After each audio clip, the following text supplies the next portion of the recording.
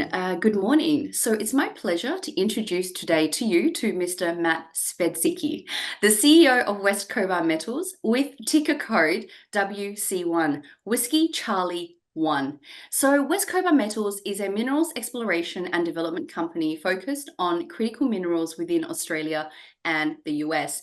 And today we are going to be focusing primarily on the Salazar Critical Minerals Project, which is located 120 kilometres northeast of Esperance in Western Australia. Good morning and welcome, Matt. Good morning. Thanks very much for having me.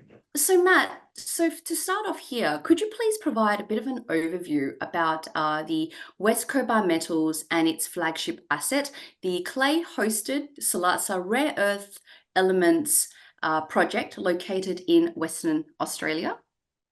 Yeah, absolutely. So the Salazar Project is a very interesting project. It's got a long history of being privately advanced, and we actually vended into the company probably about 18 months ago because we really like the potential of it. It's a critical minerals project, and it's got a mix of very high value critical minerals in it. I guess one of the key things for us is it's in a location that makes it very amenable to development. So what I mean by that is, first of all, it's in Western Australia, which is a great mining jurisdiction with excellent regulatory support. It's in a location close to infrastructure, so we're not far from a port and roads and rail. And thirdly, we're in an area that's largely underexplored, and what we've got at Salazar is the makings of a very substantial project with some really interesting geology. So, the more we sort of drill, the more we keep finding extensions of it and higher grade zones. And we've got to a point with it now where it's a really interesting deposit in clays right near the surface. So easy digging, no drill and blast. And basically, it's a high value mix of critical minerals in that deposit. Excellent. So the next question I actually have now is mainly for our investors and our viewers. So all the minerals targeted at Salazar are in the Australian critical minerals list. Can you tell us a little bit more about what this actually means for West Cobar, more from an investment and commercialization point of view? Yeah, well, I think you're probably aware, and I'm sure a lot of your viewers are aware, the critical mineral list is very topical, and it's topical for geopolitical reasons. There's a lot of minerals that have become, I guess, more important in terms of securing supply for particular end users, and some of those end users are defense or technology users, and these minerals might not be readily available in countries that need them. So these critical minerals lists around the world have really kind of shone the spotlight on minerals that countries consider geopolitically important. And I guess in Australia, we have a list of those minerals. All of the high-grade minerals that we have at Salazar are on the Australian critical mineral list. Okay. They're also on they're also on the European Union critical mineral list and the US critical mineral list. So we kind of cover all three of those Western critical minerals lists with, again, I guess just to sort of probably explain a little bit more about what we've got in that deposit. We started focusing on the rare earths. When we first acquired the project, we really built out the resource on the rare earth elements. And those are, the magnet rare earths and the heavy rare earths. They've been topical for a while. And they're all about the EV and the wind energy revolution. They really sort of help magnets in terms of their performance. Yes. And there's a critical shortage around the world. It's mostly produced in China. And so, rare earth elements are a very critical mineral themselves. But as we've gotten to know the Salazar deposit, it's become obvious that we have a mix of other high-grade minerals as well. So on the rare earths, we've defined a resource, by the way, of 190 million tonnes at just under 1,200 ppm, which is a very good grade for a clay mineral project. We've also defined a resource around titanium. So we've got high-grade titanium dioxide through there as well, which is another very interesting mineral. Titanium is a very big market in the world. and it's used for all kinds of products. And we've got high grade titanium through our deposit. We've defined 29 million tons at 5% TiO2, which is a very high grade. We've also got a high purity alumina component. We've got high grade alumina through the deposit, and we've defined a resource there as well of I think it's 4 million tons at I think it's 29% Al2O3. And very recently, you may have seen we've defined a scandium resource, which is probably one of those ones that maybe people are least familiar with, and yet it's an extremely valuable metal with a very, very interesting upside for us. We've defined a resource on that. We're one of a very small number on the ASX with a resource in scandium, and that scandium resource is 12 million tons at 103 parts per million, which is very high in the scandium world. So I think, look, probably just to mention also gallium. We have high grade gallium through our resource.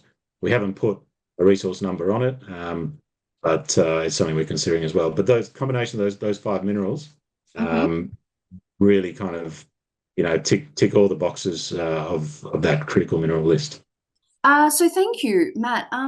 I see here on our chart that the scandium that we're going to go into very shortly later, before we forget, that this tells me that indicative market prices is $850,000 per ton. Is this correct? Yeah, that's correct. Scandium's it's a small market and it's hard to get prices that are quoted publicly. But the prices that we source from various groups, including US government groups where they put out information on this kind of stuff.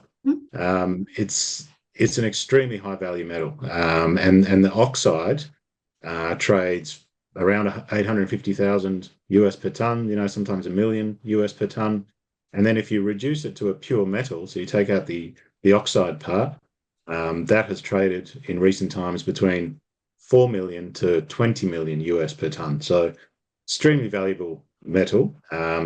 And the reason it's so valuable is because it's got phenomenal advantages when combined with aluminium, so in aluminium alloys, and also because there's very limited supply of it in the world. It's a very different beast. So there's more processing. There's a metallurgy process path to follow with the scandium, but the upside for us is very large and the prize is very large. Excellent. So now the Salazar project boasts a sizable and high-grade multi-minerals resource in the saprolite clays near surface. Can you elaborate a little bit more around the specifics of the project's defined resources? Yeah, I think I might have briefly mentioned them before, but it's been focused on the rare earths, and that's 190 million tons, just under 1,200 ppm of total rare earth oxide. We've got the titanium dioxide resource at 29 million tons at 5% TiO2, and we've got the alumina at 4 million tons at 29.6% alumina. And then very recently we've added the scandium. So we've got four JORC defined resources in the one deposit. We also know there's high grade zones of gallium through it. And I think what we're really focused on now is bringing that all together in a flow sheet that develops these products in a complementary manner. Excellent. And look, from my understanding, the Salazar project covers actually a vast land holding with proximity of existing infrastructure and port. Can you tell us what this actually means in terms of exploration potential of the project, and as well as the future commercialization of the project? Because I understand that being close to transport nodes is really critical actually for both export and the exploration phase. Look, we're very lucky with where we're positioned. Esperance and the Esperance region is a fantastic place to be doing business. It's got a population centre with a able and willing workforce. It's got roads, good road network. It's got a rail that runs into a deep water port, and importantly, the port is accessible and means that whatever we process, we can ship out reasonably easily. So from a development point of view, it's a fantastic place to be doing business. It's also talked about as a bit of a renewable energy hub for WA. So, we're watching that with interest because as we develop into into a operation, we're going to need power. So hopefully that comes from some of these renewable energy projects that have been talked about. And I guess the other point to note there is we have a very substantial land holding in that region. So we've got nearly 1,200 square kilometres. We've recently acquired some additional tenements from our neighbours there, and we really like the exploration upside there. There's with our main deposit, which we call Newmont as part of the Salazar Project, it looks like there's extensions of that to the southwest. So we really want to test, we want to take a little bit of a step out and see whether that mineralization continues, and then go a step further, and then go, quite a way further. And, we could, at the moment, we've got about 5 kilometers of strike length in Newmont. We can, based on the geology and the magnetic survey, it looks like we could double that reasonably easily in terms of strike length. So we just need to test that the mineralization continues, and very excited by that.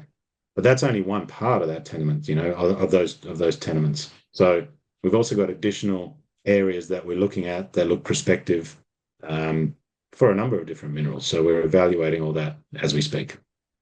Tremendous. So now I want to now segue into this. So West Cobar's recently defined maiden scandium resources as Salazar. So can you tell me more about what these scandium resources defined at the project, as well as the prices, and more importantly for me, I think the viewers and the investors, they really want to understand, what is scandium? Yeah, it's a really good question. Scandium isn't widely talked about and widely known about. And the key reason for that is that supply is scarce. There are no primary scandium mines currently operating in the world. So that's quite unique for a metal, particularly a very useful metal like this. It comes from co-products. So the only place you get it at the moment is a co-product in a handful of locations in the world, including China and Russia. But you know what? I guess to step back, scandium it's got fantastic properties, particularly when mixed with aluminium into an alloy. So scandium can really, a little bit of scandium into your aluminium alloy increases the strength of the aluminium alloy. It decreases the weight. It increases thermal resistivity. It increases corrosive resistivity, and it helps weldability. So all those factors have huge potential within the aluminium industry. And if you think, in terms of airplanes, a lighter airplanes are obviously going to use less fuel. So that's something that, the airline manufacturers want. EVs, weight counts in electric vehicles. So if you add some scandium into the aluminium alloy that gets used in electric vehicles, you get benefits by reduced weight in there as well. So the market for scandium is potentially huge because it really enhances aluminium alloys, and that's where we see a really exciting growth for this metal coming in. The issue has always been supply, and so that's so this it's always been constrained by supply. The other side of will be the other sort of major demand that's happening with scandium, and looks like it'll grow quickly, is on the solid oxide fuel cells. So these are fuel cells that convert either hydrocarbons or hydrogen into electricity, and with the addition of scandium into the system, they become a lot more efficient and can operate under better thermal ranges. So both of those, particularly probably the aluminium, but also on the solid oxide fuel cells, they're both extremely large potential markets. On that slide, I see you're pointing to that slide there. There's a third use that's shown there, and that's on 3D printing. So we've now got you've got large scale 3D printers that try to make all kinds of stuff. I think that picture there we show is they're actually making a rocket out of metal, and I think it's aluminium. And if you add scandium into the aluminium, it becomes 3D printable. So that's potentially a very nice growing market as well. So it's a fascinating metal. Is a fascinating metal. It sounds it's transformative, and above all else, it's actually adding significant amount of value, right? 100%. Yeah, it's I think the future for Scandium is very bright, and I think people have known about its exceptional qualities for a long time. The issue has been getting supply to market. There just hasn't been any really. But what's happened recently in the last 12 months or so that is also very important to the Scandi market is that Rio Tinto has purchased a deposit in New South Wales and Mm-hmm. is looking to develop that into a Scandium mine. So they're sort of reasonably early in that process, but Yes. I think to me that signals a bit of a step change in the Scandium dynamics around the world, where you have a major miner and aluminium player now starting to produce Scandium. So I think the future is looking really rosy for Scandium. So, Matt, thank you so much for that clear explanation of what Scandium can be used for. I think a lot of our viewers, our investors, and myself, we needed to know that. So, I want to know now, what are the next steps for Salazar? And are you planning on additional drillings at the project or perhaps conducting further metallurgical studies? Yeah, both for Salazar. Yeah, so we have got a program in place where we're validating the conceptual flow sheet, and really the idea is we've got a bulk sample, and we put that through our flow sheet process, and we're going to try and come up with the complementary products. And the three that we're focusing on at the moment are the TiO2, the Mhm. rare earth elements, and the scandium. And so that's a process that's in train, and we'll get results over the next few months progressively through that. But the initial, the work that's led us to here has certainly laid the foundation for what that flow sheet looks like, and we're confident that that is the right way to go. So that's a major sort of step forward in the development process. And then, importantly, we're also drilling. So this quarter we will commence drilling around the Salazar project, and the primary kind of focus will be to extend Newmont. So Newmont is the high grade deposit there. We want to extend the high grade scandium, titanium, rare earth zones, and we're Mhm. going to extend it. We're going to follow the geology and take several steps out, and then take one massive step out and see if it continues all the way to where we think it might. So we've got a really interesting plan there. We're also reviewing a couple of additional targets in the region, which we might be able to get to. So it's a really exciting moment coming up with the imminent drilling to start there. And just for our viewers and investors to understand, with drilling, what's the time frame that you expect this to start? Months? Yeah, it'll start this quarter. If Yep. if all goes well, it'll be later this month. It could be in June, but we're targeting this quarter. And then we drill. It was not a long program. It'll be done in a few weeks' time, and then we get the assays. A few weeks after that. And you mentioned that the strike distance is like 5 kilometers, and so you're hoping to go and extend beyond that?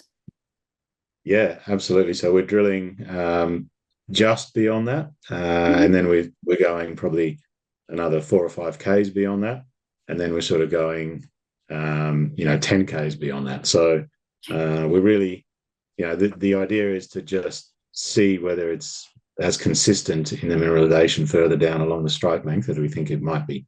And so it's really exciting time for us on that one. Yeah, us too, especially if it's starting this quarter. So, Matt, I'm now going to go into my favorite part of the interview where we actually get to talk about the management team and your personal experience. So, because it's obviously such a huge and critical part of our considerations when we talk to our investors and our viewers. I've actually noticed that you are a highly experienced mining executive, and you even started your career at Woodside after completing your Bachelor of Commerce at University of Western Australia. Can you give me a bit of more of an overview around your experience, your education, and your passions for the resources sector? Yeah, absolutely. Yeah, never too happy to harp on about myself, but I'll give you a rundown. I did engineering and commerce at university, so I did both, and I sort of had the choice of whether I wanted to go down the technical path or the commercial path, and the commercial path was kind of a bit more interesting to me. So I ended up, my first job was at Woodside, and really evaluating projects on the basis of investment decisions. Do we invest in projects? What sort of returns do we get? All that kind of stuff. So really enjoyed that. Fantastic company. Just really smart people, very capable, all that kind of stuff.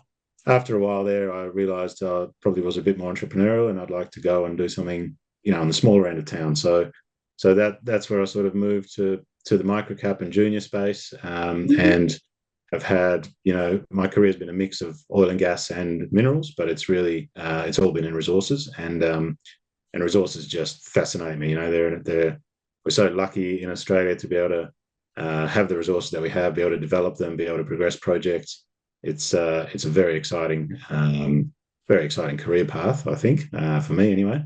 And I've certainly enjoyed it. I think, my experience to date, I'm not a geologist, but I spend most of my day talking to geologists. So I probably absorb, quite a lot through osmosis, and sometimes I surprise myself with with where these projects go and what happens. But it's a fantastic playground, and we've got a fantastic project here at West Cobar. We've got the fundamentals of something really exciting. We've got a good team. I mean, just to sort of mention on that, I guess my skills are sort of important, but we've also got a couple of other people that are key here at West Cobar, and in particular is our geo, David Pascoe. He's very experienced. He's had numerous big discoveries under his belt around the world, base metals and gold and precious metals. And he certainly knows his stuff. And Ron Roberts, a non-executive director on our board, he was there when Sandfire drilled their discovery hole. So he's certainly experienced in discoveries as well, and very, very credentialed mining operator. So that's only a small part of the team, but those kind of people, just to have them on hand to be able to bounce ideas around and progress this thing is exceptional. Now, so Matt, to sum it up, what would you say to our community now of investors who are looking to either diversify, reposition, or rebalance their portfolio into the critical mineral sector? Like, I think it's a sector that has a huge amount of potential and promise. I think in general, the market on the junior end of town has been tough. Our share price has come down, really just because of general market sentiment and and probably less retail buyers. And I think it's probably a good time to find a project that you like and find a company that you like and look for value. And I think that's where I feel West Cobar is. We're at a spot that represents pretty good value from my point of view. We've got resources on a number of critical minerals. We capped at a very, very small market cap. I think we're leveraged to a number of positive success factors here. We did pivot to the Salazar Critical Minerals project about 18 months ago, and that's been our primary focus since then. I'll probably have to have you back then, Matt. We'll talk about the other projects. That'd be great. So thank you so much, Matt, for your time today. I'm going to certainly be paying very close attention to your various projects across even Nevada. You even have a project in Nevada I researched, and Western Australia. So at the moment, if anyone has any questions for Matt on their current project, please send us an email at info@eastcoastresearch.com.au or info@sharesinvalue.com.au, and we'll certainly pass this on to Matt and his team to respond. And for everyone else who is also interested, we've actually covered the West Cobar Metals back in December 2023, and the report is still accessible on our website on eastcoastresearch.com.au. So thank you so much once again, Matt, for everything, and I definitely will have to speak to you again soon. Thanks for your time, and thanks for the great questions. Thank you.